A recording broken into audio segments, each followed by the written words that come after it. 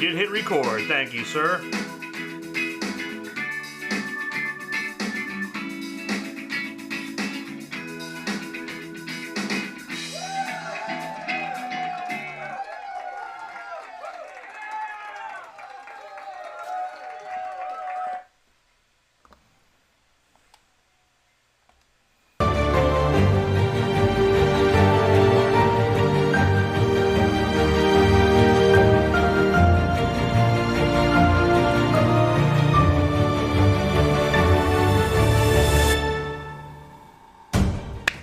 What's happening, everyone? Welcome to Airbrush Down and Dirty Tricks Thursday night live feed.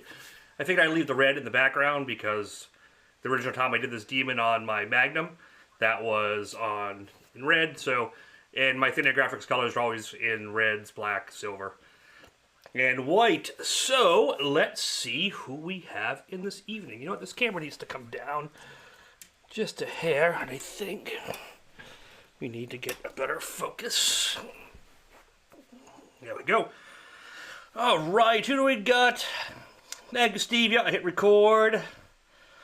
Big squatch, voila. Hey, everyone. Hey, Lindsay. Jay. Michael Stanton. Dan Mayer. Only that's over on YouTube. Who we got over on Facebook? We got Mr. Mendez. Hi, Gerald. Hope you had an awesome time in Cancun. It looked amazing. Bren Slider, blah, blah, blah. Hi, Bren. Chet, Mike. Yeah, we got a few people on Facebook. Thank you for all popping in. We got Max in here. London Penn. Oh, we got sound? London? Anyone else got a sound issue? Michael Cohen. Smash that like button for sure, man. Subscribe. Brian Skaggs. Yeah, I got sound registered over here, so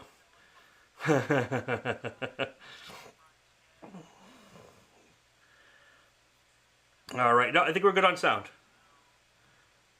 So everyone's good on sound. No one has any issues. Just making sure we're good to go. All right. We have sound. Big squatches. We have sound. Okie dokie, what do we got here? We have, let's bring up the subject matter. No, that's wrong. This one. Why is it doing that? There we go. The switcher was being funny. All right. Good. So, this is the reference picture in the bottom left corner. Bottom left corner? Yeah, when you look at the TV. That was on the hood of my Dodge Magnum show car that I had. So and this was before I candied over it. So the initial, when you look at the actual title screen, that was the hood of my Magnum. And this is how it started, in that black and white look. And then it was candied over with House of Color Apple Red candy. It was cool. And I've always wanted to do another one of these guys because I haven't done one uncandied, which is how my original. We got Todd Kopp. We got Coppers in the house.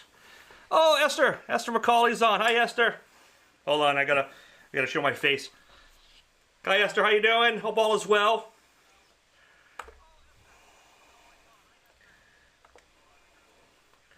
Have you had any? Yeah. What was the emu running in the streets? Was that because we were talking about the emu war in Australia a couple weeks ago? I think that's what we were talking about. Cool. So just for you guys over on Facebook tends to be a little glitchy. Like the feed is kind of staggered. It kind of stammers a little bit. Whereas if you click on the link, and Kaylee can actually click the link into the description. If you go over to the YouTube link, the YouTube feed is always much more stable. It's just something to do with YouTube. Facebook and how they got it running. So cheers to everyone. So I did cheat a little bit ahead of time. Just because I wanted to get going on it. I sketched out my demon based off the original image. Gave it like a couple more tweaks. I kind of tilted the mouth back a little bit more so you can kind of see the inner jaw. and maybe some back, like some back teeth, you know, behind the big, mighty incisors. And this was my demon dog, pretty much. It was the tag demon that I had on all my business cards, my shirts, my car, everything had this demon on it. And I've been wanting to bring him back. And even one of my old logos, I had this old kind of cool swirl, almost tribal logo that I want to maybe bring back as well. Because I really got to make some shirts and stickers. So if I make up some shirts and stickers and swag and stuff like that, are you guys all in for that? Because I'm not going to waste all my money if you're not. But if you're into it, I'm going to do it. So my goal here was to, yeah, do everything, you know, traditional freehand sketch, and we're just gonna shade away. I'll bring in some texture templates and things like that. What pencil am I using? This is a Stabilo pencil. Okay, typically I use white, but this is a yellow one. I find the yellow ones aren't as greasy and they don't show up as much, which is kind of what I want. I remember working with Rod Fuchs a few times. Rod would use, hey Carol, Rod would use orange because it's so subtle in the background. You can see it when you're painting, but it doesn't overpower your piece when you're trying to work with it. So the orange is a really good one. Ken Sellards, how you doing? And so yeah, this is Stabilo. The nice thing about Stabilo versus like a grease pencil is there's no grease. And when you clear over them, it doesn't have an adverse reaction to clear. So you won't get any type of solvent problems or any type of fisheye issues where some pens can give you that issue. So, and the nice thing about theirs, they're water soluble, so you can wipe them off. So a lot of times when I'm using solvent-based paint, a lot of times what I'll do is I'll airbrush lightly and everything, and then I will go in and wipe it down and remove all the Stabilo. So it's not even left behind anymore. When you're doing water-based, obviously I can't do that because if I wipe it down, I'm going to take all the artwork with it. Michelle. Michelle's in the house. Michelle saying hi, Kaylee. Hi. Hi. So we've been touring all over the place. We've been driving everywhere for college tours. So we've seen quite a few. We've seen a couple here. We went to one here in Mass, and then we went up to Vermont this weekend, and while we were up there, we took a trip up to Montreal for a couple days, and we're going to check out McGill. We checked out the area around McGill up in Montreal. We're going to go back to Montreal in the spring when it's warmer, because it was effing cold. I think it was negative. Well, it was negative like 10 C, so that's like, what, 15? Yeah, but we weren't outside when it happened, but it got to negative 14. Yeah, it was like negative 14, so it was cold. Negative 14 degrees Fahrenheit. And it was one of those, it just constantly snowed. You know, yeah, it just constantly snowed. It kept enough. Hey, friends, how you doing? Mom's on. Hi, Mom. Mom's really, I haven't called Mom since I got back from Montreal. I'm sorry. I love you. Been crazy. I will call you tomorrow. Yeah, so it was nice. Montreal was nice. We're definitely going to go back up in spring where it's a little bit warmer. And sponsors, who are my sponsors? Well, we can bring that up and show you everyone. I'll show you the paint I'm going to be using tonight. So we have our good friends at Fisheye Filter, obviously, and Iwata. What we're using Kratex colors. FBS tape is all we use on this because everything is freehand from there. And obviously this is my Vision Air system. Thank you for the reminder, Michael. On that, Mama. I know. Everyone here can yell at me for not calling my mom when I got back from Montreal because I'm a bad son. I'm going to hide my face in shame. Love you, Mom. Hey, Pam, that's awesome. If you'd like to watch, that's cool. And let's talk about what we're using for paint tonight. This is the paint list we're doing. So typical, my 4-to-1 mix, the 4011 reducer.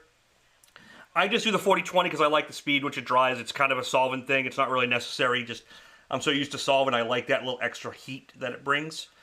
I did my candy mix, which is the 1-to-1.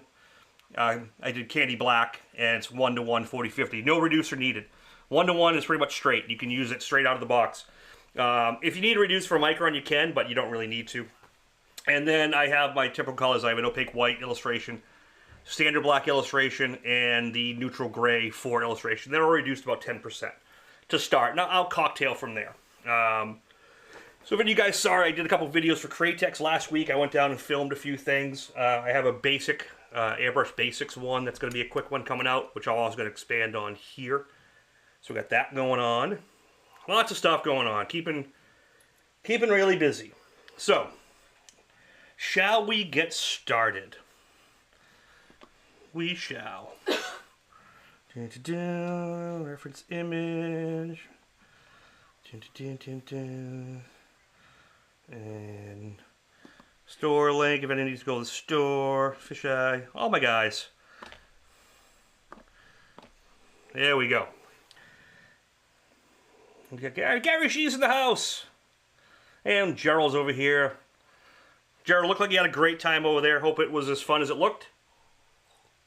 Hope you got to have some downtime in Cancun. It's a beautiful place. We were there about a year and a half ago. Yeah, we had a blast. So, first color I'm starting with,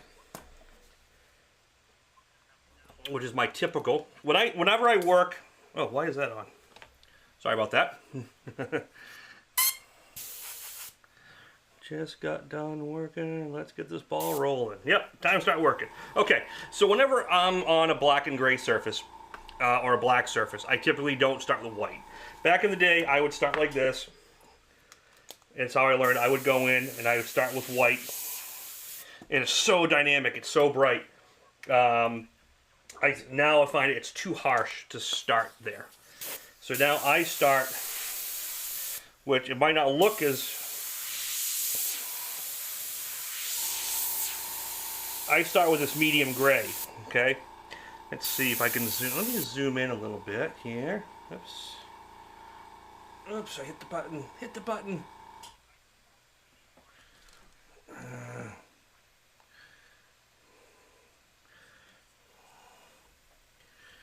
There we go. Trying to do too many things at once. Okay. So see right here? So this is gray. So this allows me to start coming in and building like the light tone. So this is right under the eye. So the highlight's coming down, light source is coming down, it's hitting the eyelid. Let's see, I can just put some little texture in here. But because it's a gray, now I can go in with the white, and you'll see I get much more play out of it.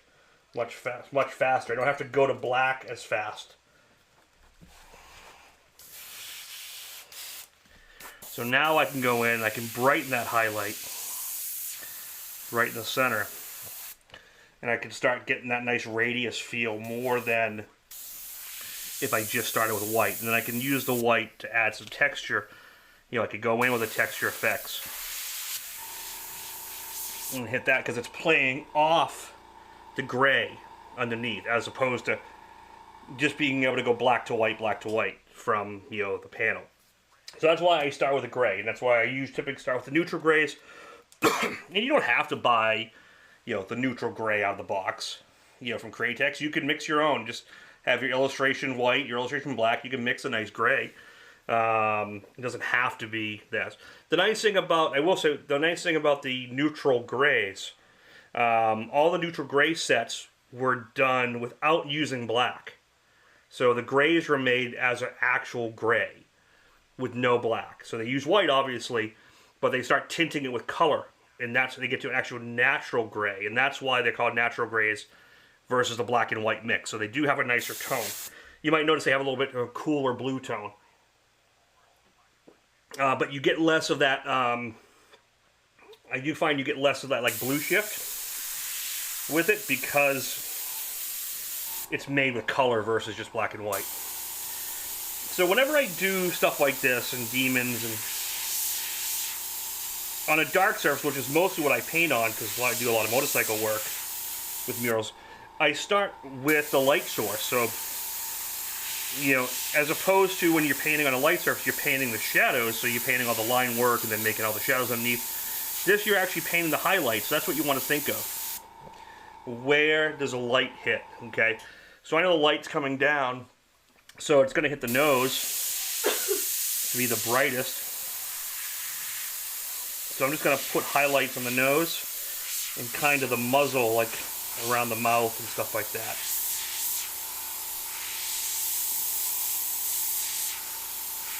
And I'm going to come up the middle of the nose like the septum and just kind of start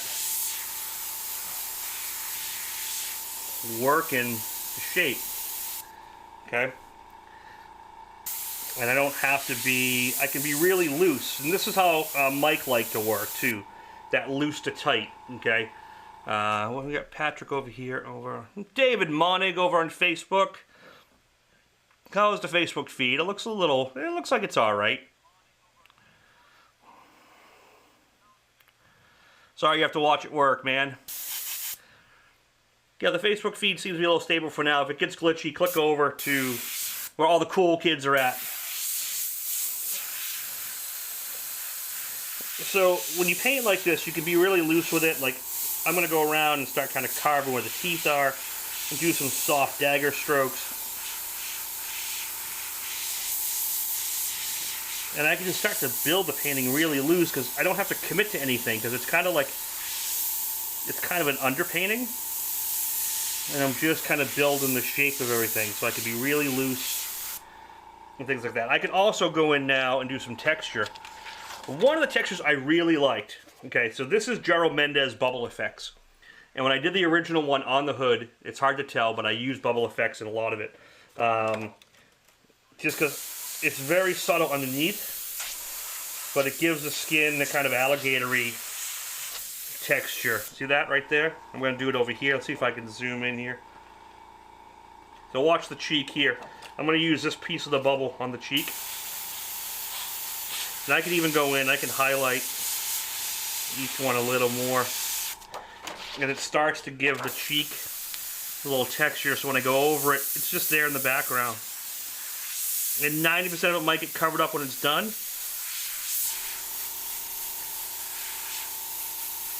But it just starts to add a little something to the piece overall.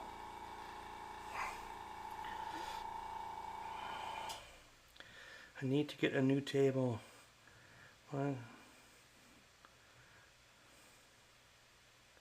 Oh man, you're gonna love the Visionaire, man. It's so nice. I've had some great systems, and I still have some great systems. Like my Ultra Stand, but I'll tell you, the Ultra Stand is great, but it's a heavyweight compared to this system. The Visionaire is much more, I'm not going to say durable, it's much more flexible because of the way it's made out of all the aluminum stock. It's like a big kid's erector set. So you guys remember erector sets when we were kids? So you can buy one thing and then just, it'll work with something else, and it'll work with something else, and it'll just, you know, it's really, really great. Yeah, I was getting tired of hitting the easel or tripod. Yeah, no, I totally get that.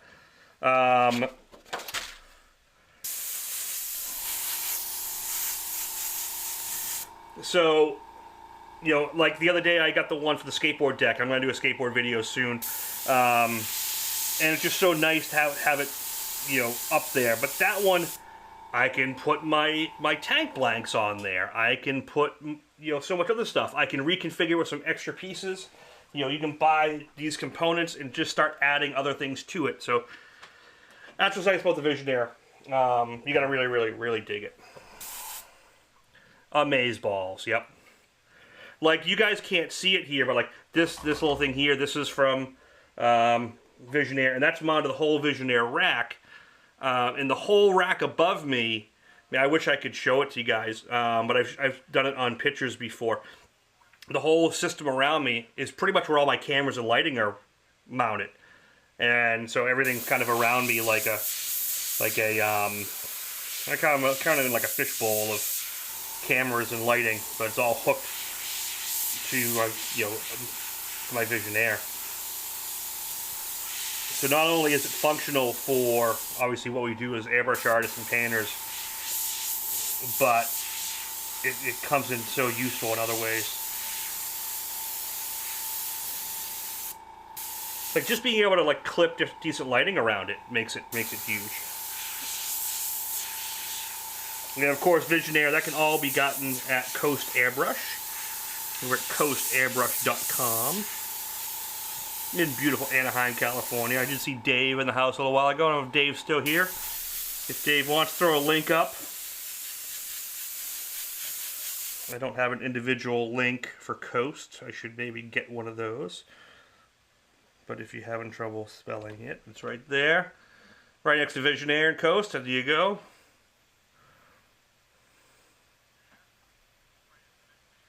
Yeah, exactly. Yeah, I've posted some pictures of the setup before. Yeah, maybe I'll do a tour. I can do a tour one day of kind of how it's set up. I have a wide shot camera, but I don't think it's... No, it's not on. I can see if it turns on and what position it's in. I have a fourth camera that like kind of comes down over the whole area, but I don't know if it's actually on. It shows it's on. Let's see.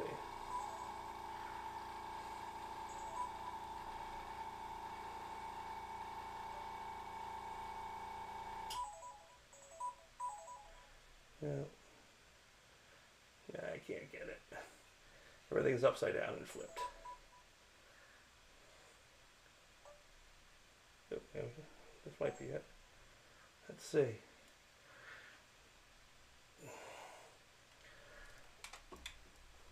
No, it's...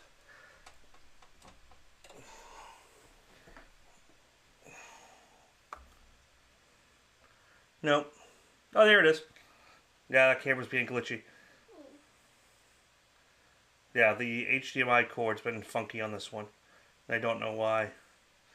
It just keeps blinking in and out. So that's what's to my left. So while I'm painting, this is what the kind of mission control keyboard I got going on here. And then, so that's one camera. Then there's a camera right here above me, this one. I got the one that looks directly...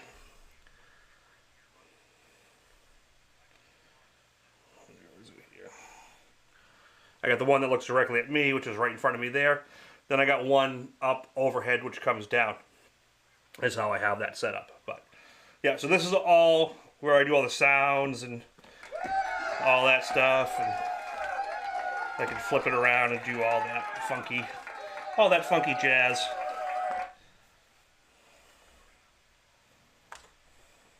And there. And that's how I switch it. And then back to that. There we go. Yeah, I'll do a. I should do a tech thing. I was gonna do Tech Tuesday, but Leahy already coined the phrase, kind of, that he's doing Tech Tuesday. But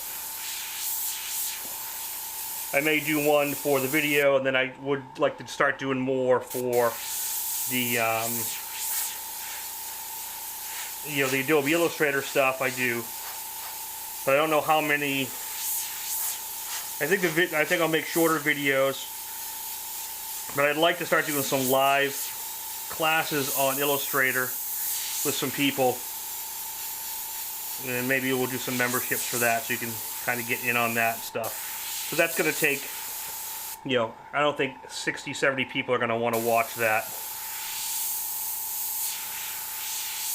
on a Thursday night.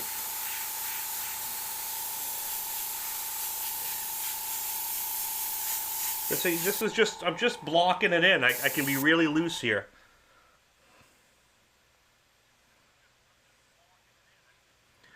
Oh yeah, you got to get a paper roll to do it. These are great. These are called the airbrush widgets.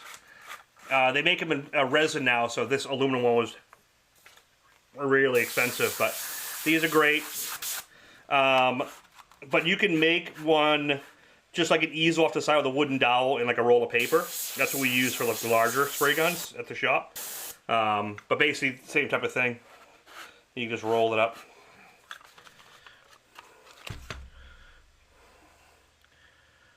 Am I part-time at Createx now? No. Not at all. They can't afford me.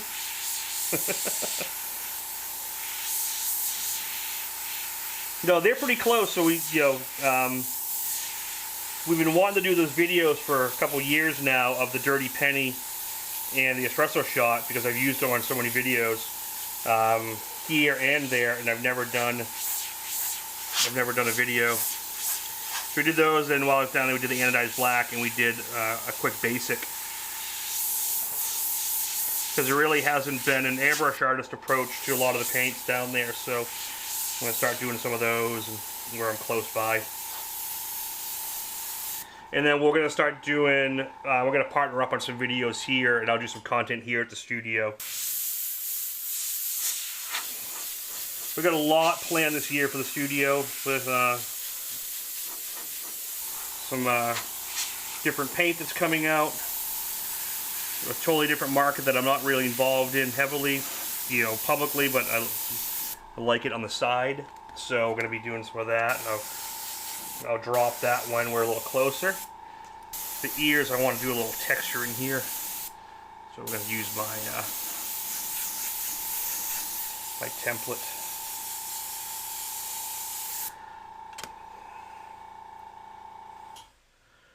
Yeah, so, and plus, so now I get to, when you go do a video, you get to sign the wall. So now I've done 2. So I think what we're going to do is, obviously 1 per year if you keep coming down.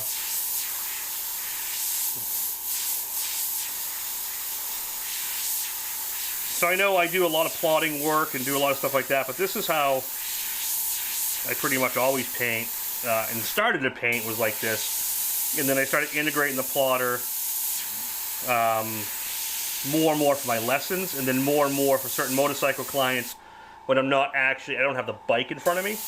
So I'd start drawing things out in the computer first and making masks. And that's where the plotter really came in for me. But traditionally, this is how I've always liked to paint. And just stay really loose. And just build it. Especially on solid black, because I can just cut and alter and adjust as I go. And black on a straight black panel, I can just erase when I don't like something. We got John Brown Jr., Mike Twaska, how you guys doing? 2 awesome customers, Laura Glass. Hi Laura, thank you for popping in. Hope the feed is stable there, like I said, but definitely keep an eye on that link. Click that link and get over to YouTube. And get over to YouTube and like and subscribe and join up. And the water's better over here. Okay, so see how when I did that white at the beginning and now it's kind of pushed away. But now I can go in. And this was all done with my Eclipse. So this is an Eclipse Takumi, but the Eclipse Takumi from here up, this is the same nozzle needle as a regular Eclipse HPCS. So it's just a smaller body, and we got the side cup, so it's just a little bit more flexible. But like I said, these are still my workhorses. I use the Eclipse more than almost any other brush. Yep, the center bike. That was a fun one. That was a great one, John. Actually, I was going through my files and I came across that today, actually. It's funny. So now that I have my gray, this is kind of like working on fire, too. When you do fire, you work on the outer darker color, like, say, the reds and deep reds. And then you want to go into the oranges, and the oranges are inside the red. And then the yellows are inside the oranges, and the whites are inside the yellows, and so on and so forth. So you set up each tone to kind of build in, and then we'll carve it final at the end. So I'm going to hit that septum. I'm going to come down here, and we're going to hit that socket. You know what's great? I always love for 2 sockets, and this is a shameless plug for me and my Pocket Graphics. I haven't done a video with Pocket Graphics much lately. But if you want to see the videos for Pocket Graphics, I got a couple up with Iwata on their YouTube channel.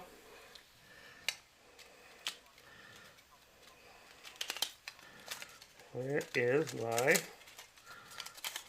There we go. Pyro. So Pyro's great. So if I want to do like where the teeth are coming through and kind of make it a socket, this is where these come in really handy. So I'm going to go where the base of tooth. I'm just going to do small dagger stroke up. And it just starts to create that little socket. And this one's going to be a hole, so But now I can use way less white. This will be a sharper one, because the gray is already set up for it. So I got a few different stands. So I have my last gun rack, which is off to the side of me right here. See if I can bring that into frame. You can kind of see it right here. So I got that for most of my airbrushes. And then for my microns, the microns don't sit that well, you know, or the side feeds don't sit as well in the last gun rack. So I actually like these. These are Harder and Steenbeck airbrush holders. The only thing you have to do is you have to mill out, because they only come with one hole opening for just a top cup or a bottom feed. So I have to mill out so both, you know, so basically the airbrush fits in like that. But this was one of my favorite ones. I started using these years back on cars because I can go on a car and you could, you know, pop that in the hood or wherever, and it's portable. And these are nice because of this. Martial artist, how's it going, brother? You're coming out lately with your work, man. That's what's nice about these. They're portable. The little stand goes together like that. They're hard to get now. I don't know if they manufacture them. I hunted a bunch down. I kind of wish they manufactured something newer like these, because they are just a super handy stand and they work really well and they're durable. So these are what I actually like the most. And then I have some of these guys. I got little skull stands you can use. I made these years ago, a couple years ago, my 3D printer. These work pretty good, but they're really only good for, you know, certain airbrushes. There's 1,000,001 stands out there.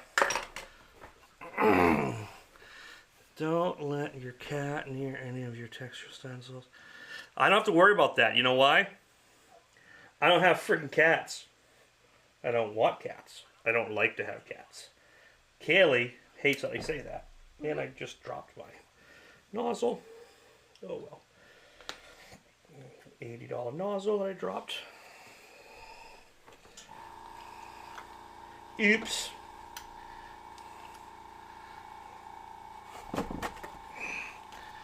Alright, yeah. But yeah, I can see cats liking texture effects.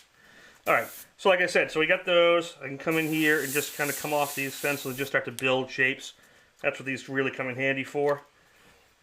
And then I can soften that up and I can bring the teeth out of it.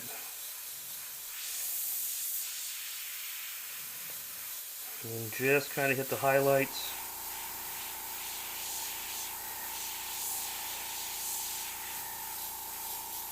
But like I said, because I got that gray, I can just start building tone and building shape. Yeah, they're still available, and you can get them through, you can get them to Spray Gunner. Coast also does H&S. And H&S is really distributed, it's fairly newer to distribute well in the US through those two houses. Because before they were typically Amazon, they were coming out of UK. But I don't know how much, if they manufacture a lot of those anymore. Something I should look into, because I love the way they work. I always have.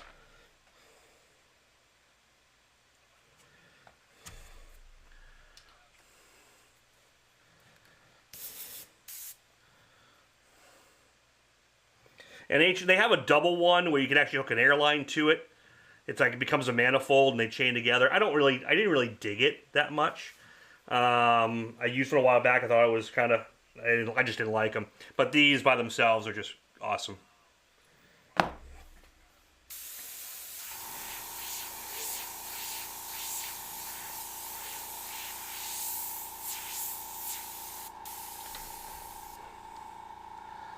Mr. Barker.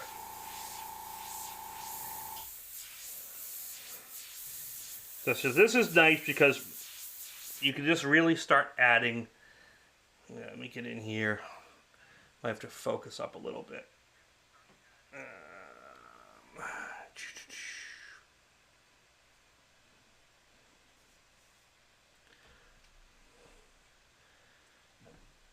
Looks a little out of focus.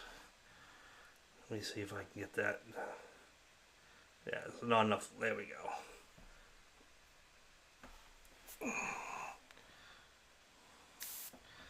Oh, I'm gonna have to go to manual.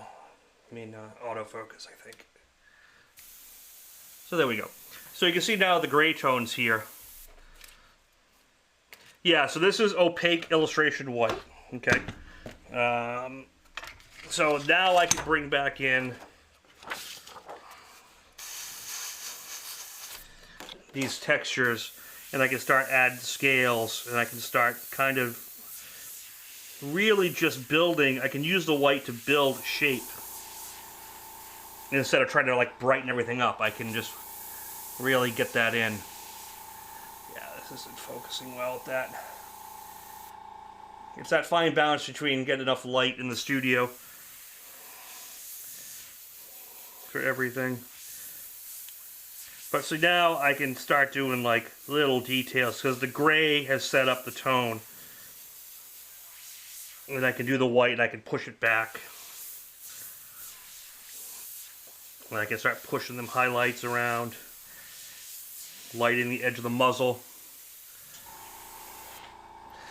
For those just getting in late, these are the paint colors we are using. Bless you, honey. Kaylee is under the weather. She's not feeling great.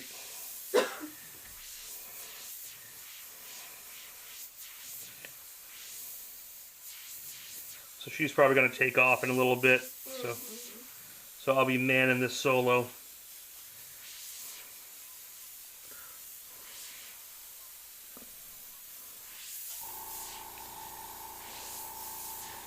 But yeah, this was the Demon I used so many years on my cars, business cards, t-shirt, clothing, all that stuff. I had stickers, and I think it's time to bring them back in a new form. I actually had one guy once come up to me, and he was a big fan of the work, and he used to call our shows. Had this tattooed on his forearm, the whole Demon across his forearm. It was pretty cool.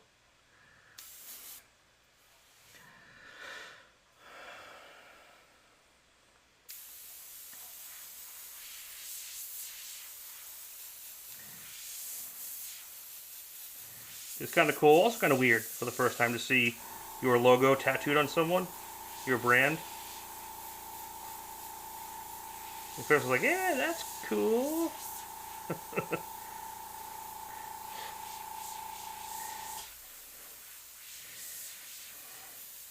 So this is like the underside of the teeth, so you see in the palette. Yes, it is up for bids.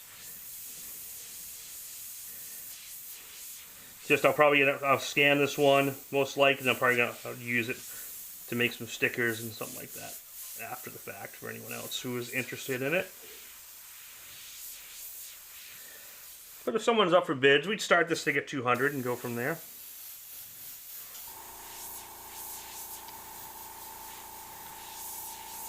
Oh, speaking of bids, so the last one we did, Valentine's Day, I want to show you that. I actually get all freehand, man. For this one. Kayla, can you hand me that panel? Carefully, just don't touch the silver. So, this was the Valentine's Day one, and I did the silver leaf on it yesterday. I recorded everything so I could put a video together, but it looks great with the silver leaf, because you can see how reflective it is, how it's catching all the lights. It looks awesome. So I did a whole how-to video on this. It's gonna be edited and put up at some point. So this is going into clear with all the other panels. Because I cleared everything last week, sanded everything down flat. I'm gonna give everything one final show clear.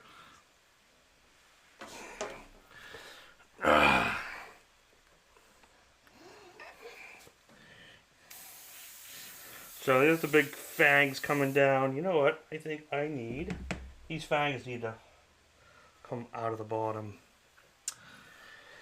Knife, knife, knife, knife, knife. Knife, knife, knife, knife. Where's the knife?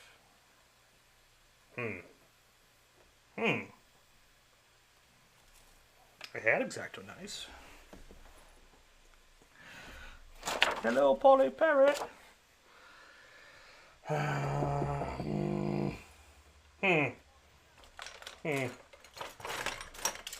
My box of blades is empty. Without blades, maybe try using this guy. Swivel blades. I'm not a big fan of swivel blades, but we're going to use it. We're going to have that fang come down. We'll do the same thing with this one here.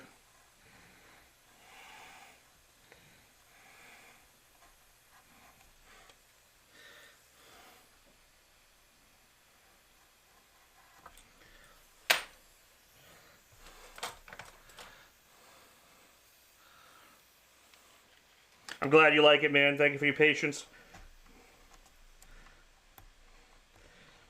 Actually, the plan was to silver leaf it before he went to Montreal and Vermont and get it cleared, but it just wasn't in the cards. Alright, so those things will come down. There we go. Calvin! Every time I see the name Calvin, I think Calvin Hobbes. I'm sure you've never heard that before. Yeah, let's bring in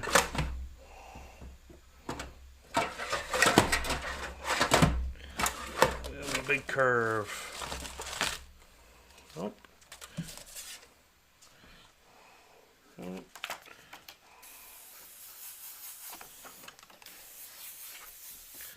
we go.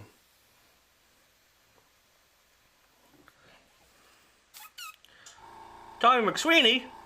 Got Tom over there. We got Peter. My sister Robin. Hello, Robin. We got Albert. We got Christine. We got all the family over on Facebook side. How's it going, everyone? How do you? I don't like swivel blades. I'm just not good with them. I'm better with an X-Acto blade. The swivel blades are awesome. Just I've never worked with them much, so it doesn't control the way I want it to. I've seen Gerald use it. Gerald uses a swivel blade like my plotter cutting. It's sickening and impressive at the same time.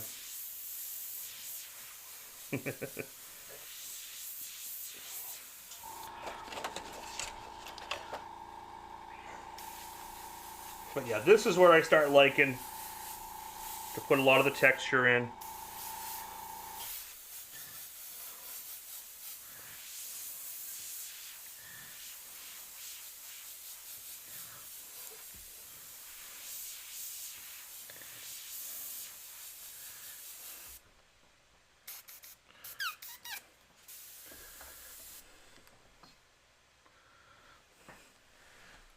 I swear this camera is not, it's not focused well.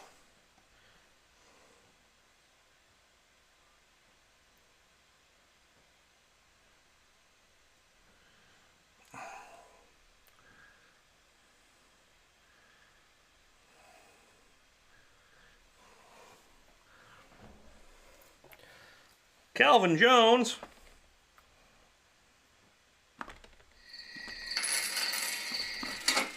Thank you, sir.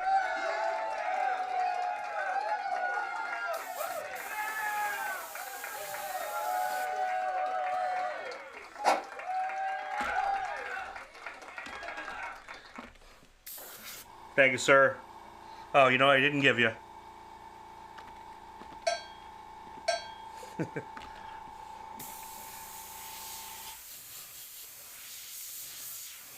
Oh, for those of you guys watching, because I haven't put it publicly, I've left Cowbell up on the store. So it's still functioning if anyone's looking for any discounts on my digital content. There's a 20% off using Cowbell right now, because you always need more Cowbell.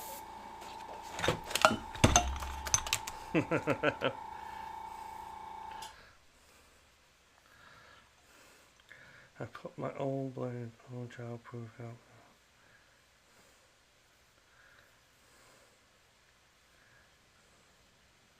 Yeah, no, I do the same thing. So they go into, I don't have little kids around.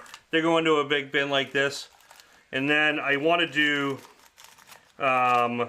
what Nub did a few times. They put them in like a shadow box flame and then resin poured it, and then pinstriped on top of it. I want to do some of that, which is cool.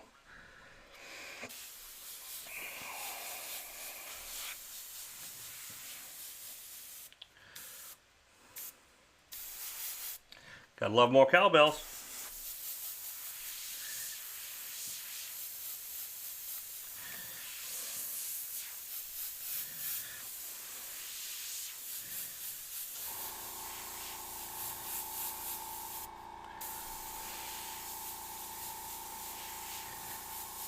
So basically now I'm just hitting, sorry, just hitting the highlights in the center of everything to start radiusing everything around and kind of building shape and tone. And I can kind of wash over like the front and just give it more radiused highlight.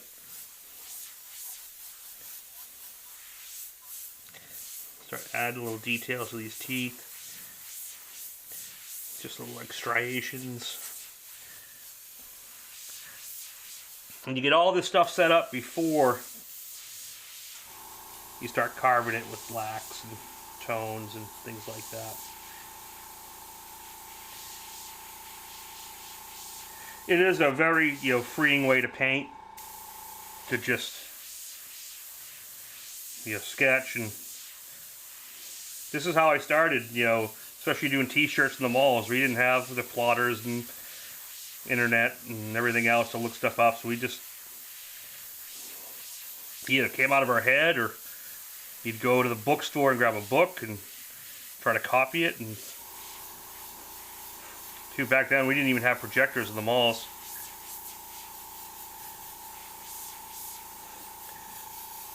The ears coming off here. Now this technique, it's a little harder when you're on like different color bikes and things like that, because I can't just cut in, So a lot of times what we do on it, if the bike was like blue or red, we'd put like a kind of a glow to the background. Like you just do like a hazy glow.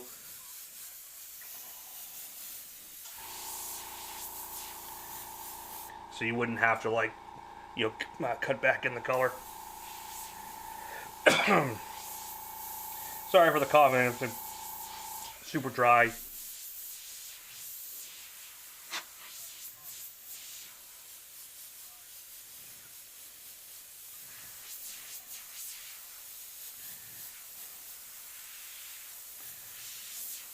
But you can see when you paint like this, you can just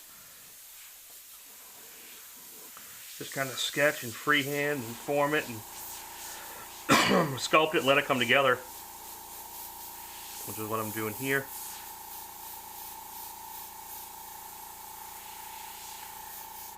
The white's a little bit too reduced right now. Ah, my brother Todd's on. Hello, sir.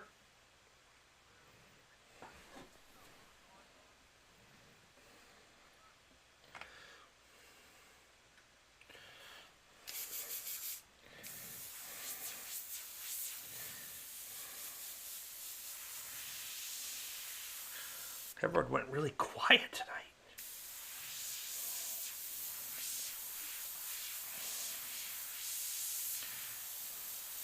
But, just basic dagger strokes, rat tails, understanding light and dark shading. This is the best way to work. Well, not the best way, just for this type of technique, it's one of the best. What I like, because it can just really just play.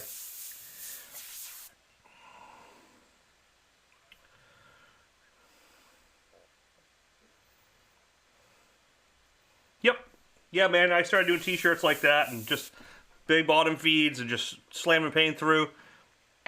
Jeff Cronin popping in. We got some people popping out of Facebook. Just not too many stay on, but yeah, if you see that link, click that link and get over to the YouTube side where the feed is much more stable and better.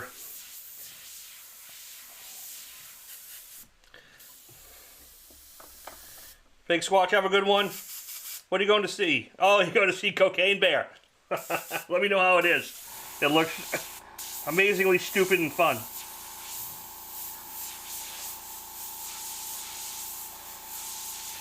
So I just went with the white a little stronger, so I can bring in some highlights a little bit brighter.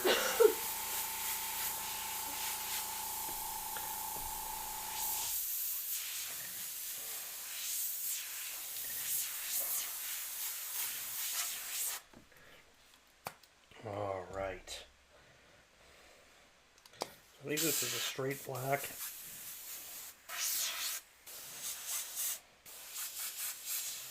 Yeah.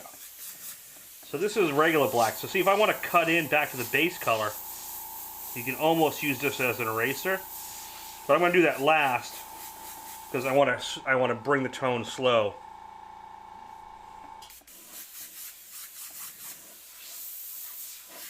So I want to tone in with the candy black, and then I'll carve all the like really dark darks. Big Swatch, thank you for checking it out. I'm glad you guys enjoy it. I enjoy doing it. Alright, so now I'm going with candy black. And the candy black is great because I can really wash in very fine details, and I can softly blend out that shading and like little textures in the skin. This is unreduced. This is just 1-to-1, 40-50, and candy. What is a good recommendation for a spray gun to start with? So I love all my Iwata guns. I've been using them forever. And they also have the Air Gunza lines. The Air Gunza line is their more entry-level stuff. They work great. But if you're looking to buy like a superior gun, like to really invest in, that's going to last you forever, I love the LPH 400. That's kind of my workhorse all-around gun. It's just awesome. And that's, I'd get that probably at a 1.3. It's probably your most versatile for what you do. And then if you don't need a full-size gun and you want something in between, you can't go wrong with an LPH 80. LPH 80, man, I've done whole bikes with the LPH 80. You know, I've even cleared like smaller bikes. I don't think I'd clear a full bagger with it, but that's an amazing, amazing brush. Turtle Toes, hello. Thank you for popping in.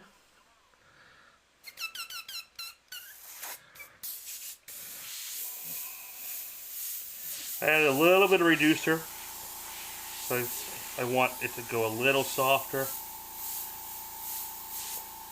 So these are kind of like fleshy eyeballs inside the eye sockets. So I'm going to go dark, and we'll put a little core shadow underneath here, and then I'm going to tone them in right into the eye socket itself. But this is where you can really start doing all your line work and kind of noodle work. And Gerald's back. Hello, sir.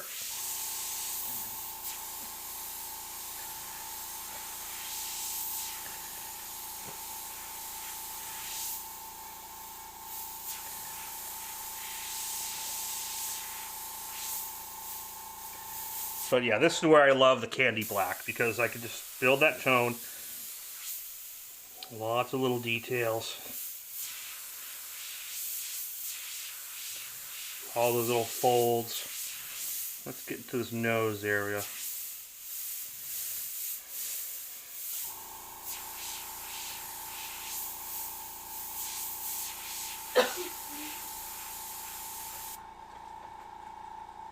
Kayla, if you want to pop downstairs, you can pop downstairs. You sure you're good? Yeah, I'll be fine.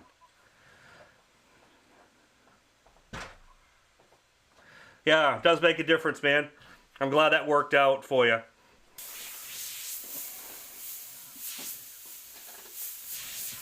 It just makes things just flow the right way. Good night, honey.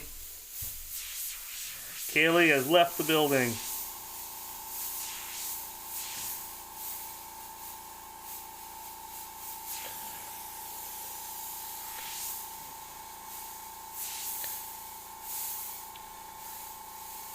Gerald, when did you get home?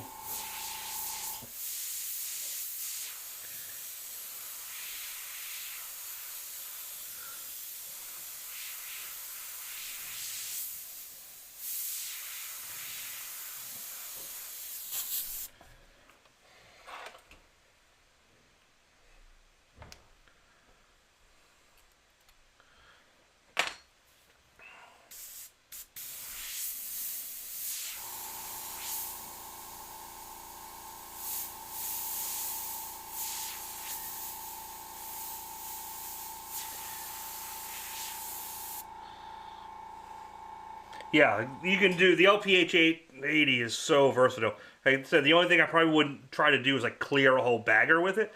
But I've cleared panels with it. I've cleared bike parts with it, car parts, all around. Even when I first started, the first like professional grade gun I went with was a mid-size spray gun because I knew I wasn't doing whole cars, whole bikes at the time. So I stayed with an LPH 80.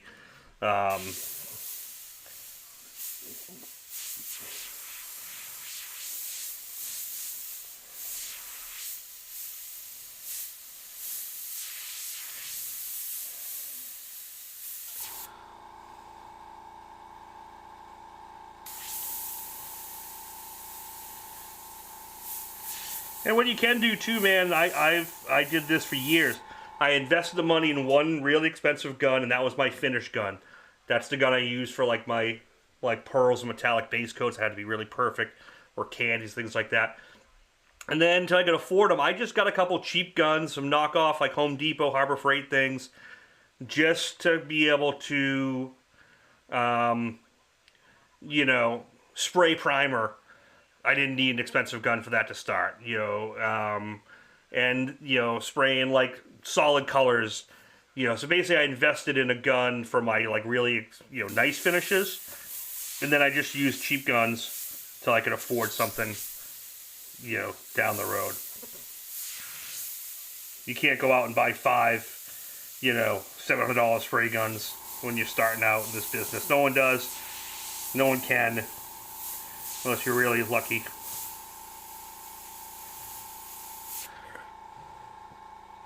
Dave Gregory, thank you, my friend.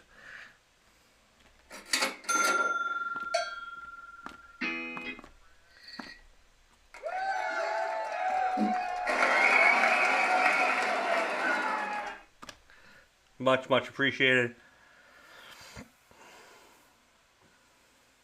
Yeah, like, dude, when you're spraying big stuff like that, those Harbor Freight guns, just get the biggest nozzle you can and just hog out paint. You know, now here's the real deal. Everyone's like, oh, I use Harbor Freights all the time. You know, but what's nice about bigger guns, when you start painting a lot, it's called transfer efficiency. So those cheaper guns will spray and you'll usually be okay. But, like, realistically, like, they have a 30% transfer efficiency, which means, like, 30% of it's really good on the surface, the rest is wasted in the air. You start getting the expensive guns where they're doing 50, 60%, 70% transfer rates. Now 70% of your paint is hitting the surface, so you're not losing 30% into the air. And when you're buying $100 pints and $200 quarts of paint, losing 30% of an air is relative. So good guns will pay for itself. You know, within, you know, like a year's time, no problem.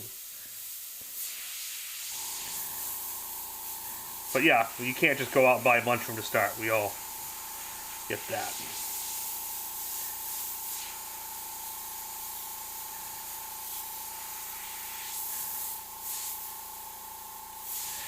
Let's face it, some of these knockoffs work pretty good for now.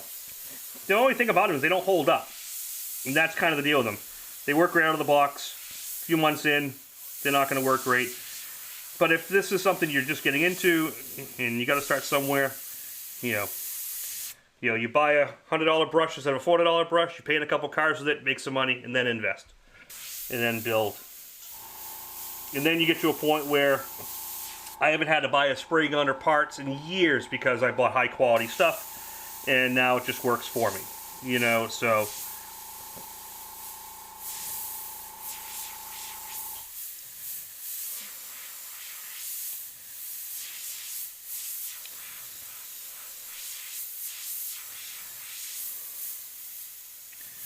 You know, for years I used DeVilbiss.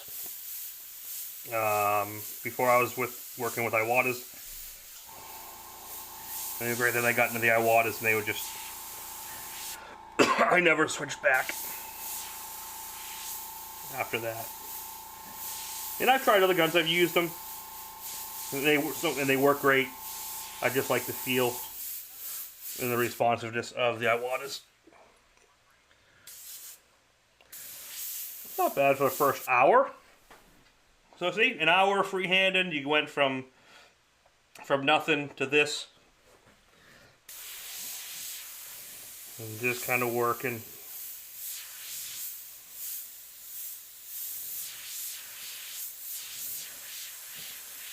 So my original one, it was like, you know, the bottom jaw is way, way, way down. So it's like a drop jaw, almost like a, what were the Australian dogs that aren't, the Tasmanian, like tiger dog, man, I forget the name of them. But the front jaws like drop way, way, way down. So that's what the original business card on these were.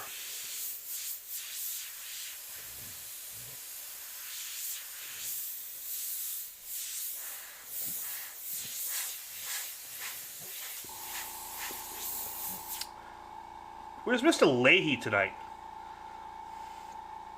When you are using solvent base, does a 24-hour connect? Okay. So technically, you're supposed to clear coat within 24 hours and sand it. This is my rule. If it's a pearl or metallic, I base coat it and clear it and sand it. Then I do all my artwork, and once I'm doing artwork on sanded surface, I can work days, months, weeks of artwork, and then I just clear it all at the end and I'm done. Because I sealed the base coat up with clear and then sanded it and then worked from there. If it's a solid black, I kind of just like spray it black base coat, and then I scuff the black base coat with a gray Scotch Brite and then start working. And I'll work that for months sometimes. But I don't do like paint for a day, clear it at night, sand it the next day. No, I don't do that. I do that for big color areas. So if I do, okay, let me get my face on camera here. So if I base a car or a motorcycle, then I usually clear it or intercoat clear it, base coat clear, and then sand it the next day. Then I can artwork it for as long as I need to. Now if I'm doing like base coat clear, then I tape a bunch of big graphics. That's going to have big murals inside it. I'll usually clear over the graphics, sand them down, because they're going to need to be cleared probably twice anyway to get rid of the edge. So I'll usually do what's called a pre-clear. I'll put 2 or 3 coats of clear on it, sand that flat. Now the graphics and the base coat are sealed and flat.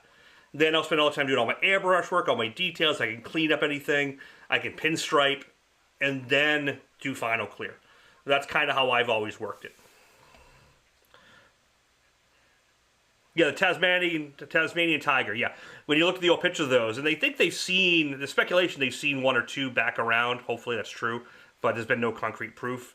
But their jaws were like way, their jaw was so huge. They were amazing, amazing creatures.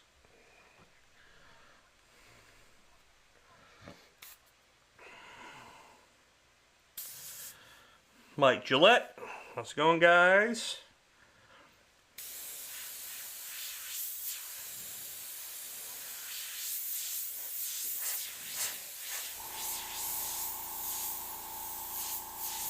So this right here is the cheekbone coming around. That's the bottom jaw that would normally drop down, and this is going to be the big fang out in front.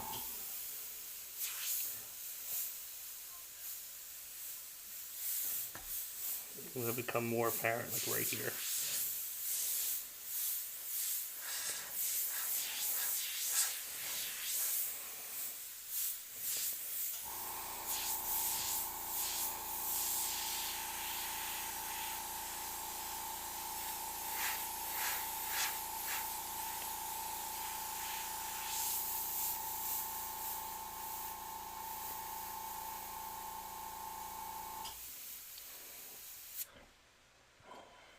This is where I just have fun, just starting to add little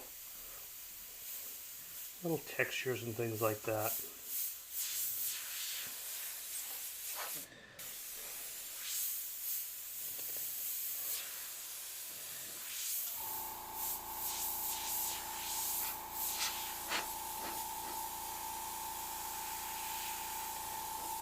Now, I don't need to go candy black in here because it's going to a regular black base. This is where, if I want to cut back in, now I can use the regular black, and I can make sure I cut far enough to make sure I cover any overspray from freehanding everything. And if I want to get like really crisp edges and put something to like 100% black, this is when I can do that.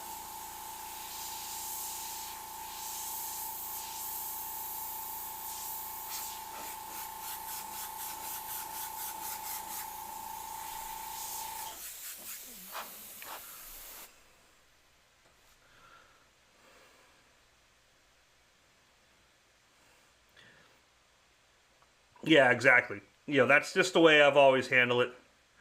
Wicked Graphics, how's it going? Thanks for popping in live.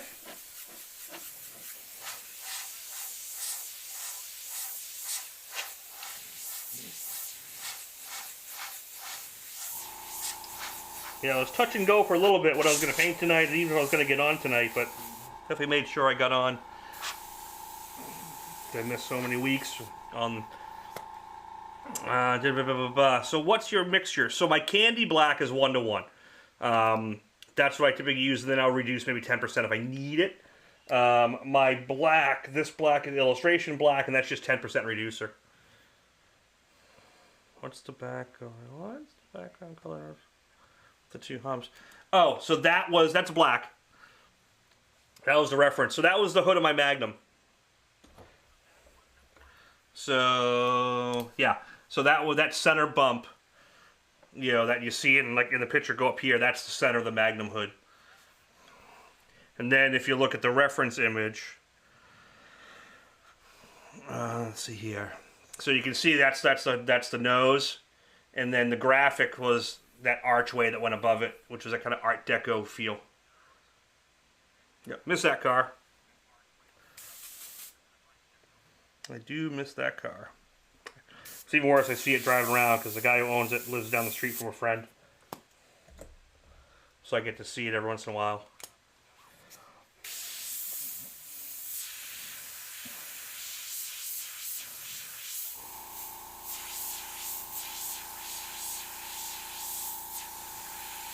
I thought about buying it back a couple years ago, but I don't know if I want to see what someone else has done to it over the past 4 years.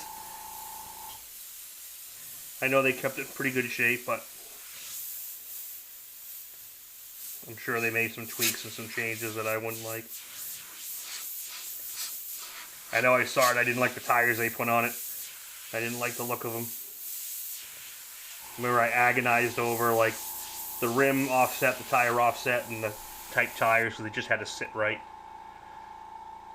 Oh, sharp guns are great. Yep. Yeah, no, it did. It looked really cool. So that candy, you know, same level as this, and I just got it to that texture detail and then went from there.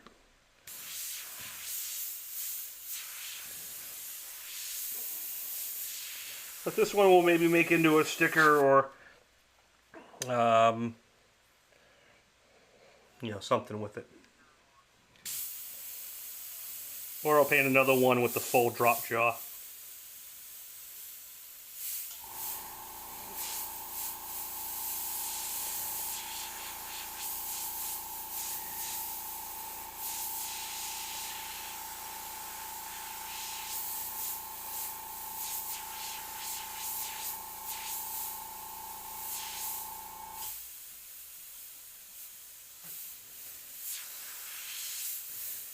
There's definitely a little Ghostbusters Demon Dog Zool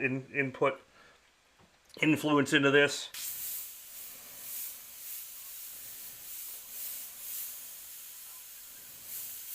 I'd say McFarlane's Violator is another influence.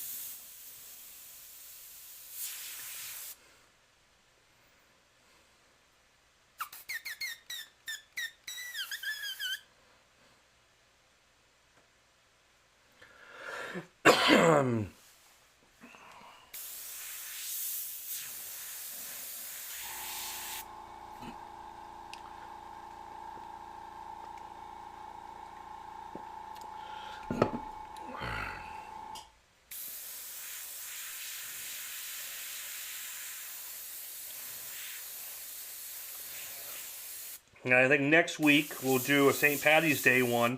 So if you remember last year I did the cool leprechaun skull. Well, that leprechaun skull on my download came with 2 variations. One with the beer mug, and then the other one had the sack of gold with the money coming out. So I think next week I will do Dickers and Creations. How's it going, man? Thanks for popping in. I think next week what I'll probably do is I'll do the other variant of that piece, but I'll probably do all the gold and the money and maybe the teeth and some buckles in 23 karat gold leaf. And I'll do that during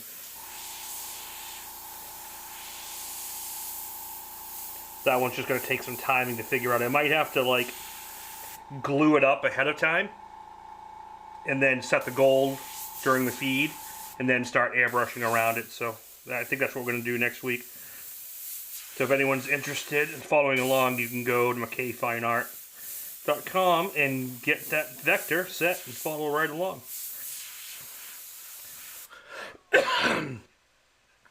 Reducer ratio. Bring that right up there for you.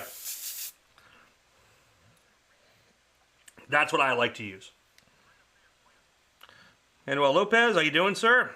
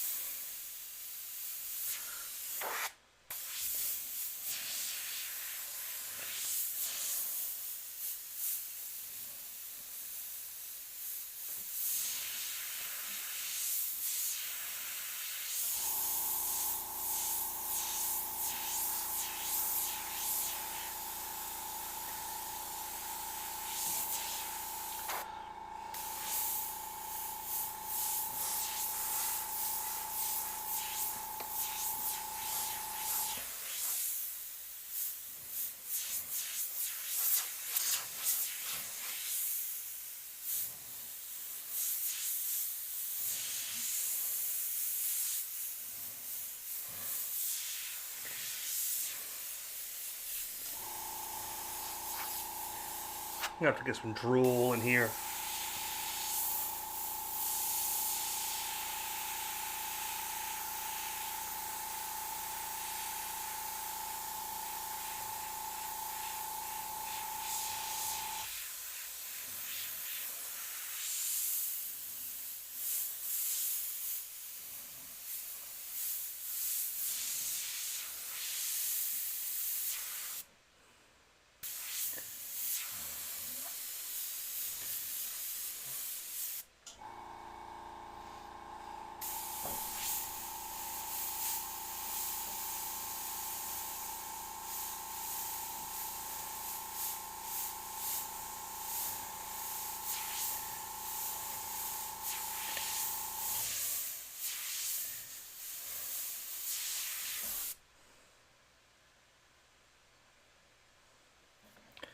I'm glad, man. I'm glad it helps you learn and inspires you to work, and that's a large reason why I do these. Obviously, there's a slight monetary reason I do them, but if that was the only reason I'd be doing it, that wouldn't be smart business. But I just enjoy doing it. It helps me hone my skills too. Especially when I go and teach some of the events, and which I know we're going to start scheduling those soon.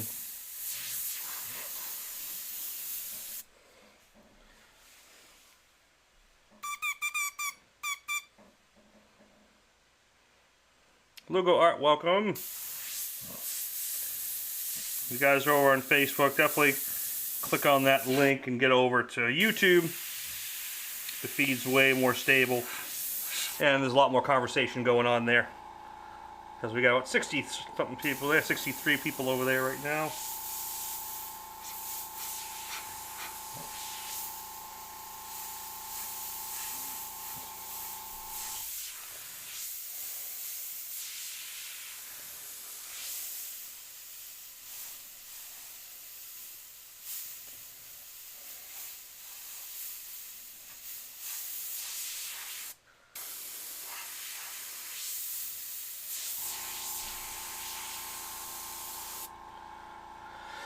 Dude, I'd love to come to Australia. Thanks, Lugo. Appreciate that. We were gonna do it years ago. Me and Rhino were talking with Carson over at Airbrush Asylum, and we were talking with God damn it. Sorry. We talked to Daniel Powers. We talked to a bunch of people, and we're gonna come over and do like a month tour. And it's just expensive logistics to make it happen. And then COVID happened, life happened. I'd love to pick it back up and come out.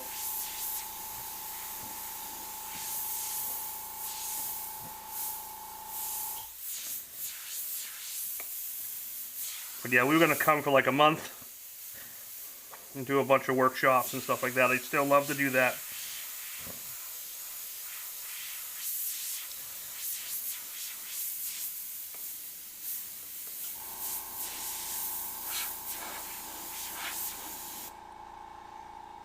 If you want to help set it up, man, we'll make it happen.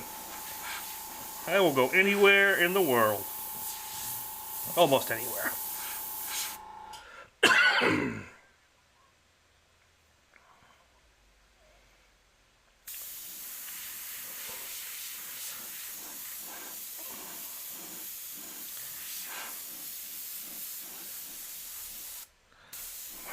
Yeah, I hold it a little weird too because I'm so used to doing videos and teaching. I actually hold it aside instead of straight on. It's just, that's not a technique I did to paint better. It was so people could see better. Actually, sometimes it's a little detrimental to my painting. Like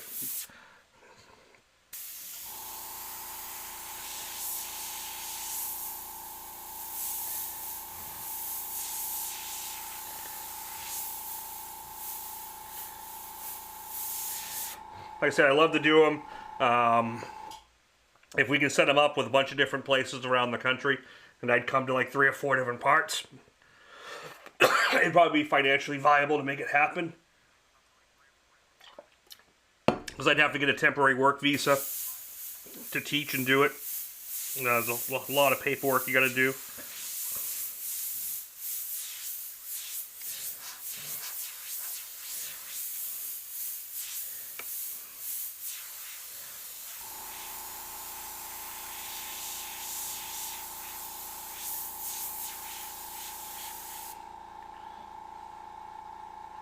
Yeah, Karsten, we were talking with Carson was the main one setting it up.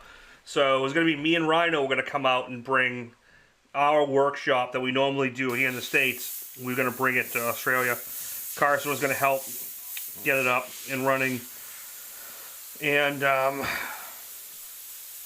we were going to go, man, why am I forgetting? Oh, Rod Tickle's shop, we were going to go do one in his area. Wayne, I think we were talking with Wayne. I can't think of pronounce his last name off the top of my head. I think we were going to work on with him, if I remember right. And then, you know, some of the cost is going to be a factor flying because it's such an expensive long flight for us to come out and stay. That I would need some type of guarantee we have enough students to make it happen.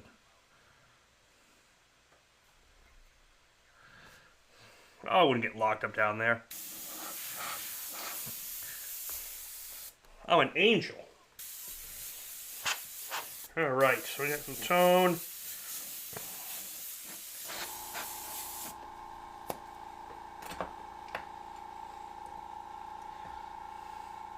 Yeah, Wayne Harrison. Yep. Why do you think his last name was more complicated? No, that was a different Wayne.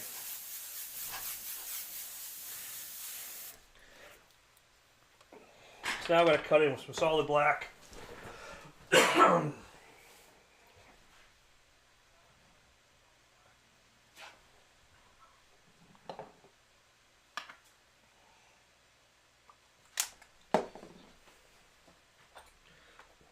And start wrapping this thing up. Yeah, remember the plan was going to be like Queensland, Perth, Sydney, and Melbourne. We were going to do. So it's still kind of a dream to do, so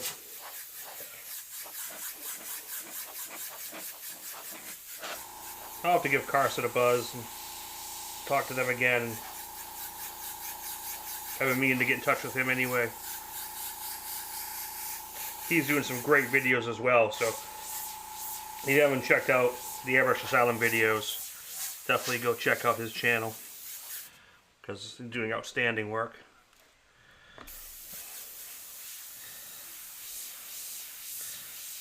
Yeah, I tend to avoid trying to get locked up in other countries. I'm too old for that shit now.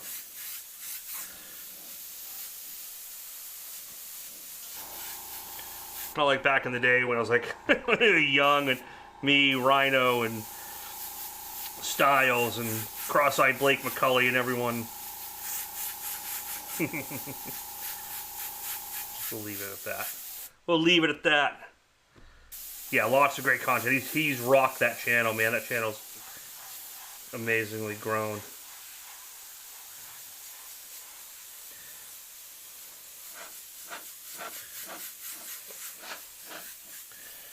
So yeah, so now I'm just using the straight black to go around. Oh, thanks, Michelle. I think this is going to need a red pinstripe around it.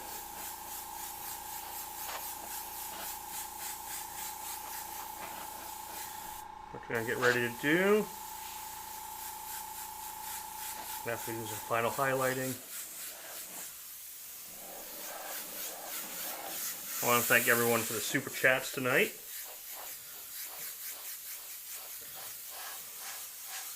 Then I have to call Steve Leahy and yell at him for not showing up.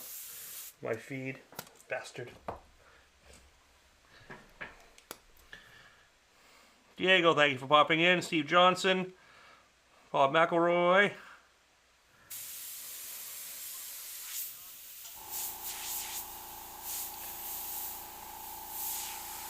Okay, so this stage, now I can push things back. I can bring up the final highlights and just push pull.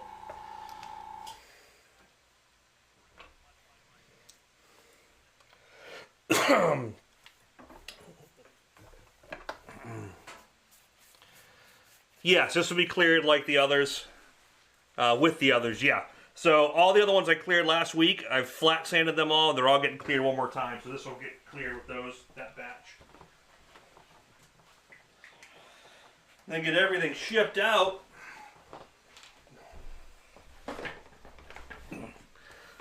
It's so hard getting down the booth and getting it cleared. So Michael, is that a bid, 150?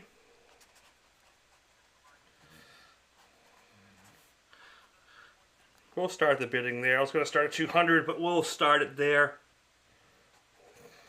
We got some good super chats going.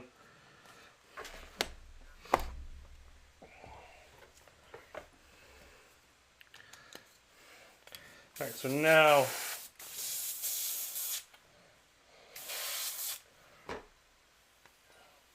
so this is the trick. So right now, this is where people make the mistake of going, oh, I got to have a micron to do detail. Yes, but I want to start doing broader highlights. And if I start to do broader highlights, with this paint, it starts getting a little gravelly because it's going through a 0.18 nozzle. So what I'm going to do is I'm going to switch back to the Eclipse that had the gray in it. I'm going to dump that gray out. We're going to put pretty much the unreduced white in there. Warlock, thank you. Yep. My assistant has left the building. Oh, he did? Okay. I only popped into his Monday feed for like a second. I'll have to give him a buzz and see what's happening. Oh, double duty, and now I got Gary. Thank you, Gary.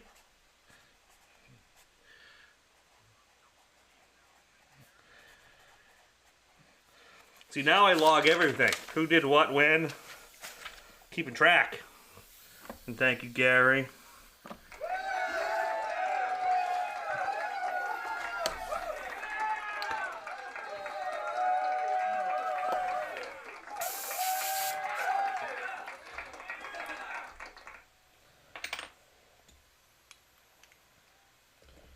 So I'm going to go to my Eclipse, which has the 0.35, and I can keep the paint a little thicker, and get nice broad shading with it.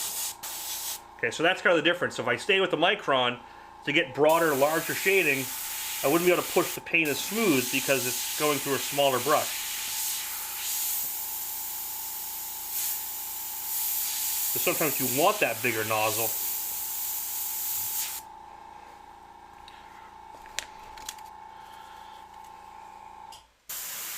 Take my Pocket Graphics here and just kind of sharpen some things out.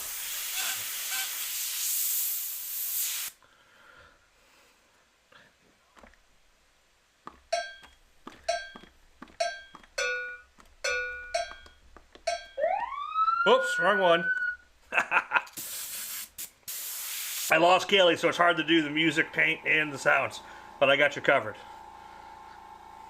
Sorry, Michael, I didn't get to you fast enough for the audio. I will not make that mistake again. I need to get some better sounds. I need to pipe them through the feed. Right now they're in the speaker behind me.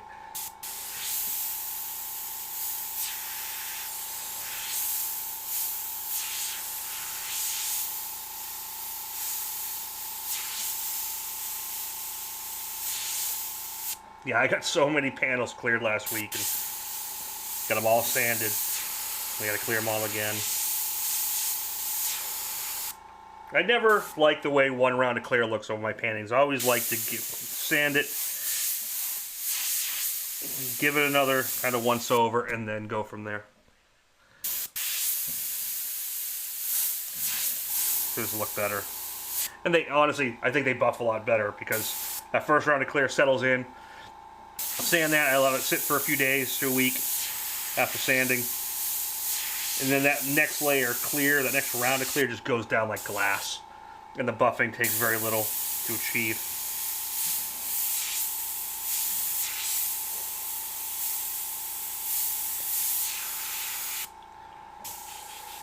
So right now, yeah, I'm just bringing up all the highlights that I need.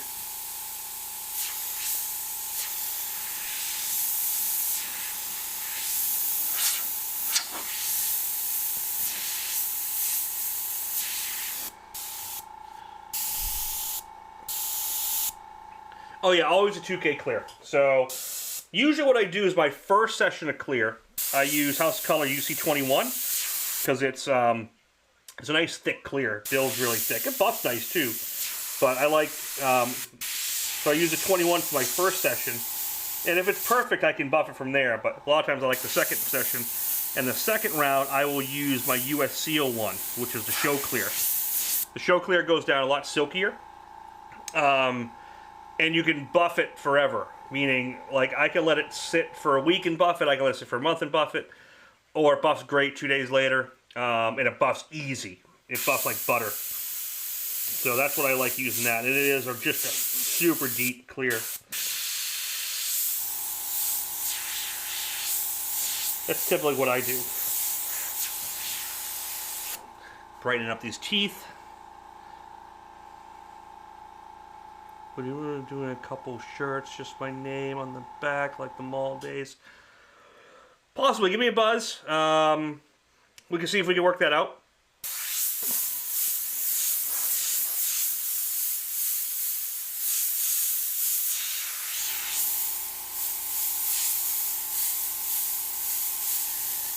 Here, private message me over on Facebook, Instagram.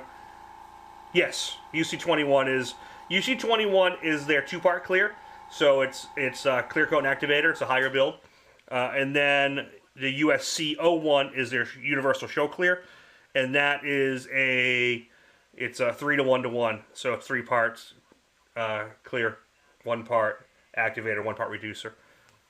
It has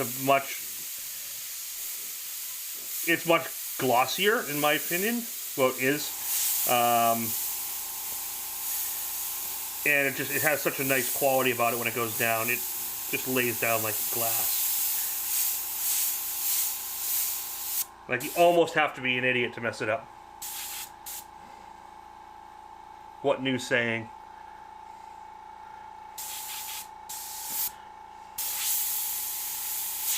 What'd I say?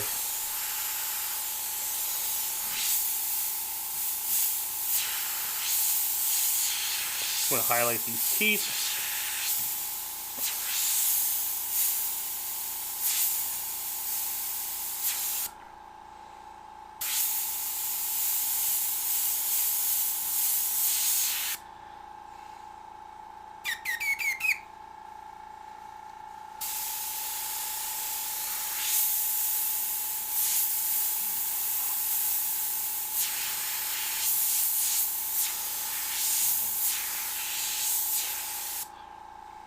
Buffs like butter. It's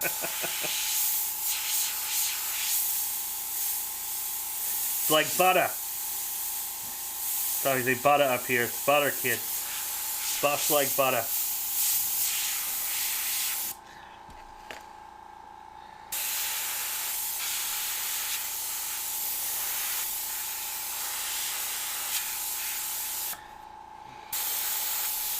Get some texture in here. Details. So what my clear I always spray out of the LS400 Supernovas.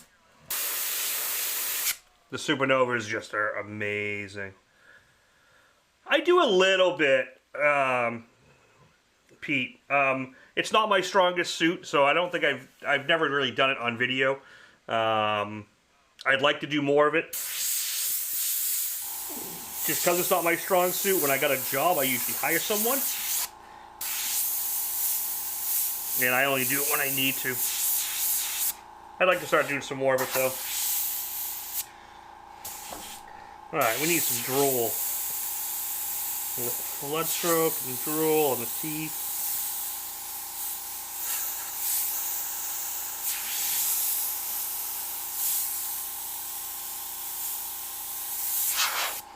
Gotta have the drool. All demons have drool.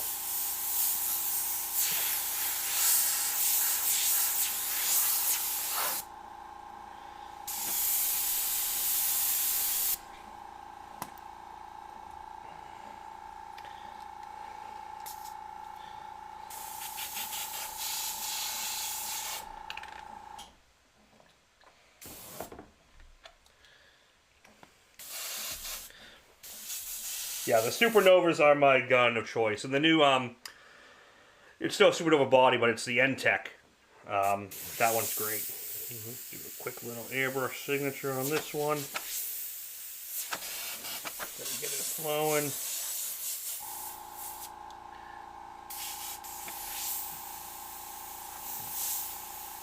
Ah! Not working. We're going to erase that.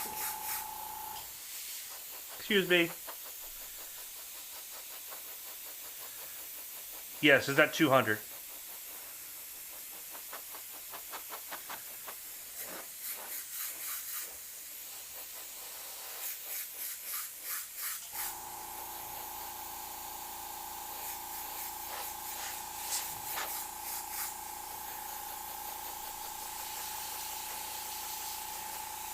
Oh, there's plenty of flaws in it.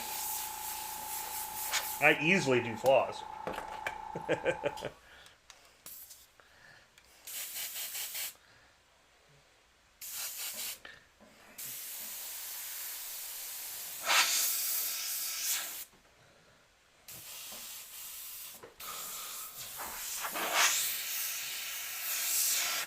Oh, I got the airbrush up too high for the micron.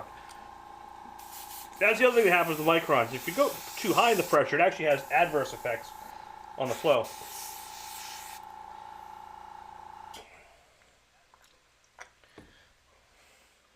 I'm going to do a nice red border pinstripe. I'm going to call this thing done.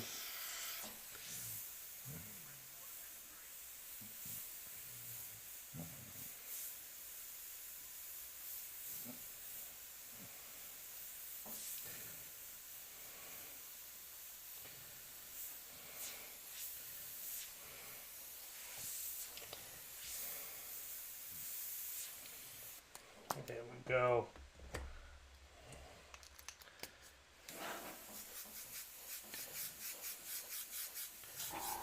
Tone that back down with some candy black.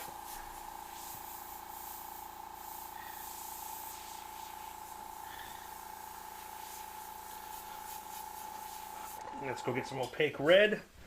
Let's dry for a second and we will.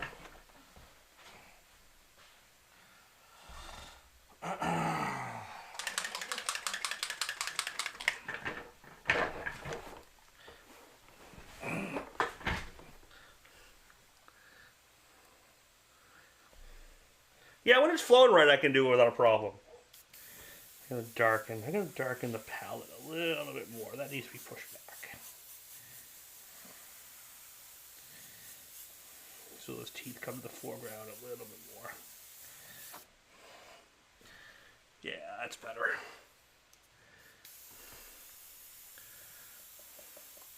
Have a good night, Calvin. Thank you for the super chat. Much appreciated, sir. It helps these things keep on going. Alrighty.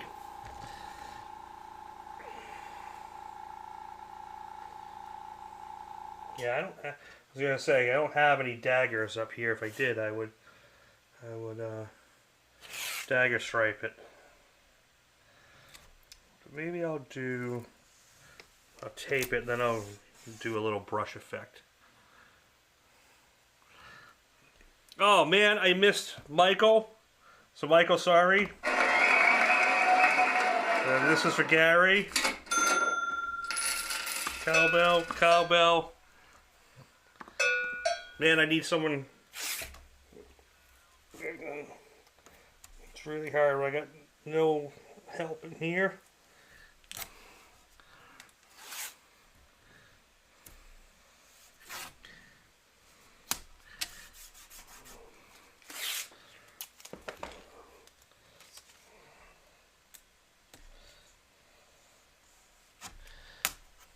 Michael Cohen, thank you, sir.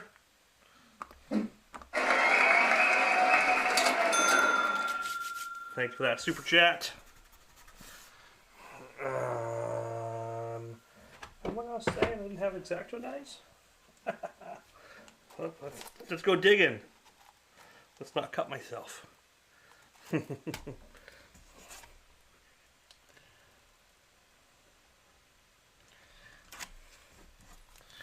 That one's not that sharp.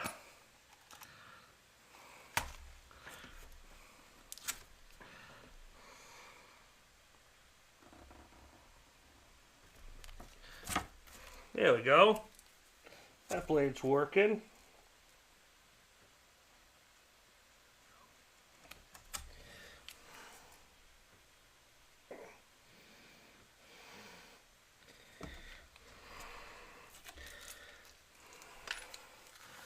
Okay, so we are currently at, so back to Michael. Gary. Thank you, sir. Thank you, guys. My apologies again, Michael, for leaving you out. I feel like I'm not treating you very good this time. Red on the darker side? Yeah, we can do that.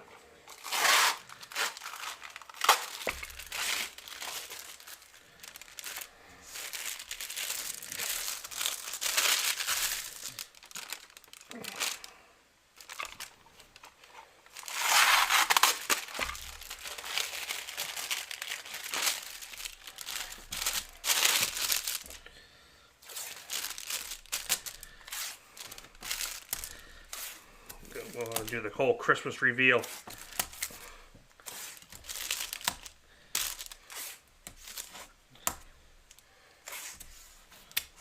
The question is, do we want the pinstripe? I think want the pinstripe going, and the fangs come out behind it.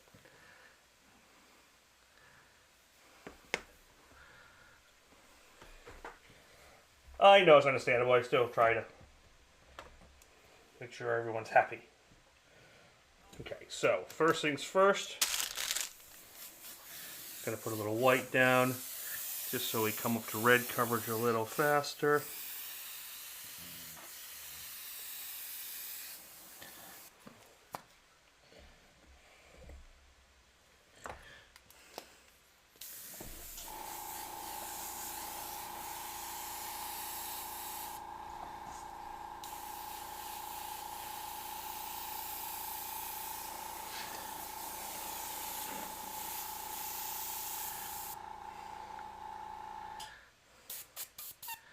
One behind, one above. Ah, too late. I might be able to do it afterwards. That would have been cool. Thanks, Warlock. Alright.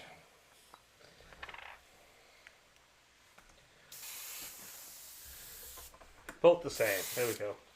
Gary likes symmetry. He likes it glossy too. You have what? Only one piece I talked you into flat. I think was the only one piece, if I remember right. Yeah, the mammoth piece looks so good and glossy. That's gonna stay glossy. I was gonna do that in flat, but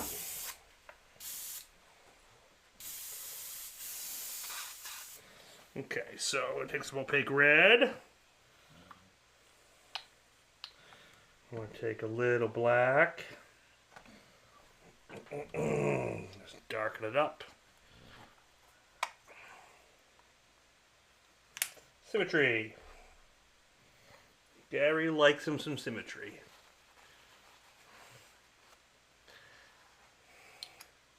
Was it the Cad Bane? I did flat, or did I make that glossy? That was glossy. Which one did I make you do flat?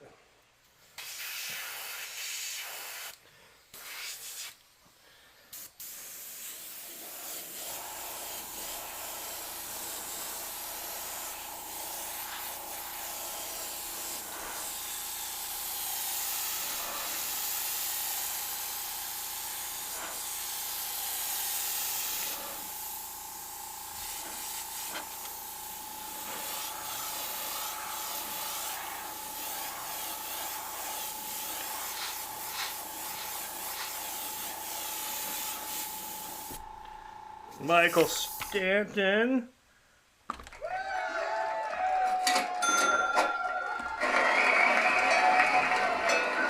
I got you. A few more that time.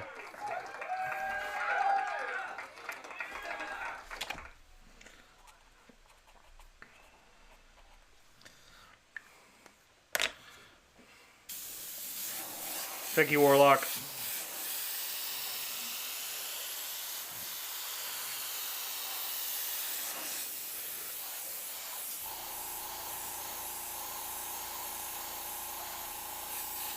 Oh yeah, I get it.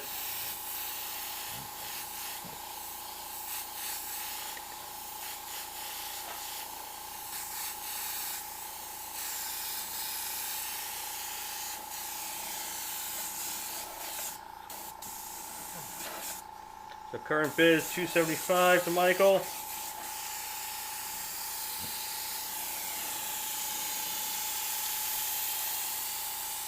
U.S. bids will include shipping.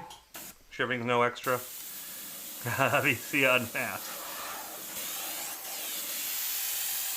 Well, we'll get there right in a second. All right.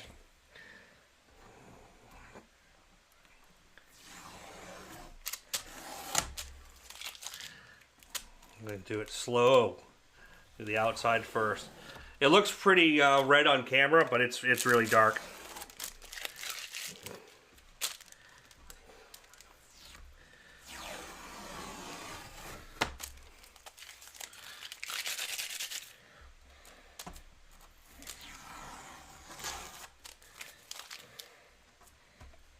Oh, you can see the teeth. See the fangs.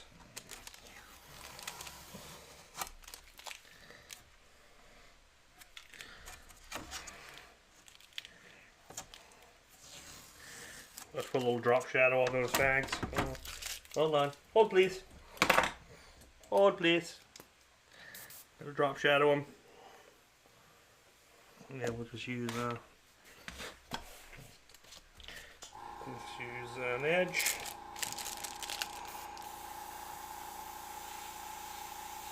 That pinstripe has to cause a drop shadow to the fangs.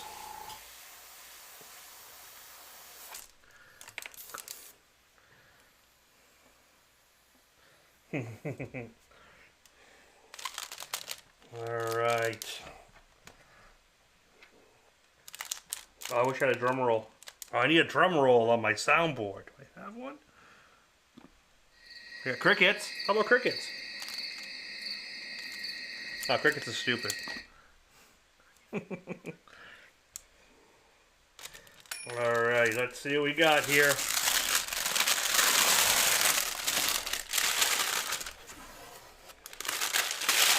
Oh yeah, that works. That works. Oh, I like the striping. Now what I think I'm going to do, get a little crazy.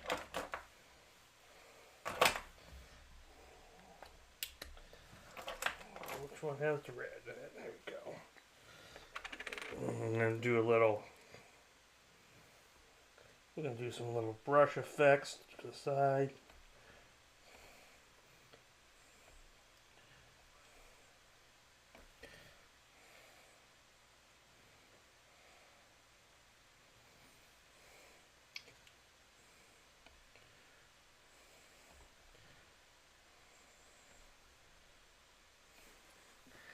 Just to make a little bit of something different. Since people are asking for some brush, and if I ever do it,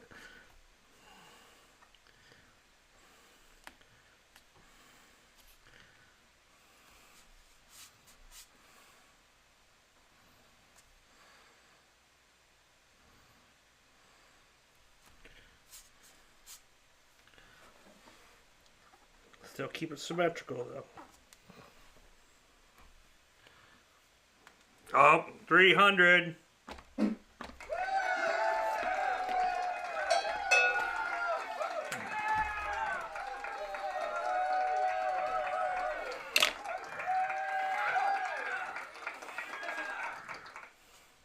It's because of my brush skills, isn't it?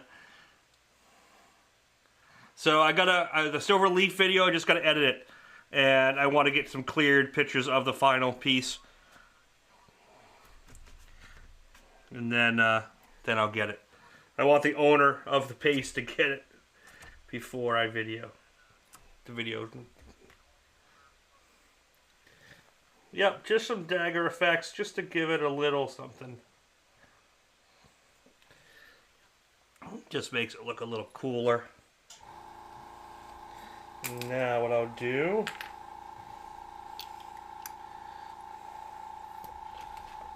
I'm just gonna enhance them a little bit.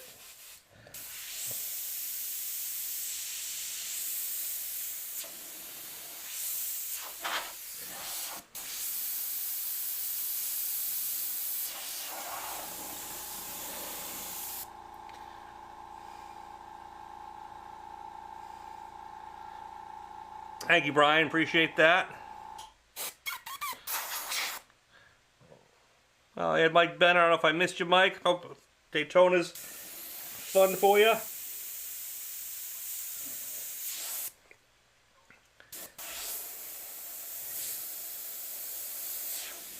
And I think we're at final bids unless Michael wants to come in for one more. He gets final say. No one else can enter at this time.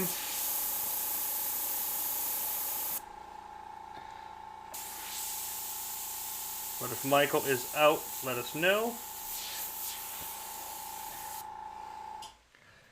Yeah, I think that's working good. Let me do a full top down. Why is it?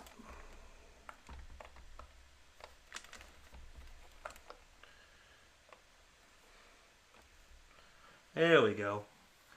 That's a top down view. Thanks, Michael. Appreciate it.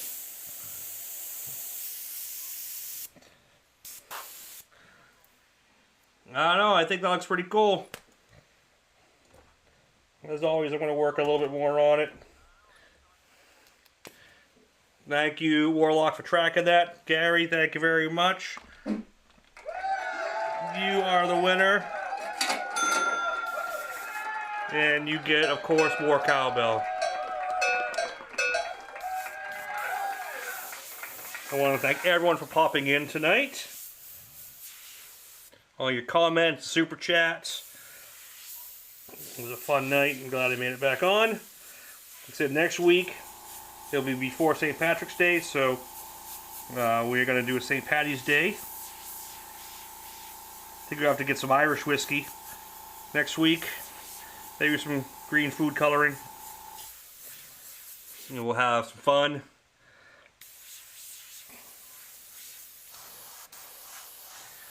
And I think we are going to call that done. I want to thank everyone for popping in tonight. Thank you, Gary. Thank you, Michael. Thank you, everyone, for participating. And hope you all have a great weekend. Be happy, healthy, safe. Go have some fun. And I'll see you all next week. And keep an eye out for more videos and stuff coming up. Talk to you all soon. See ya.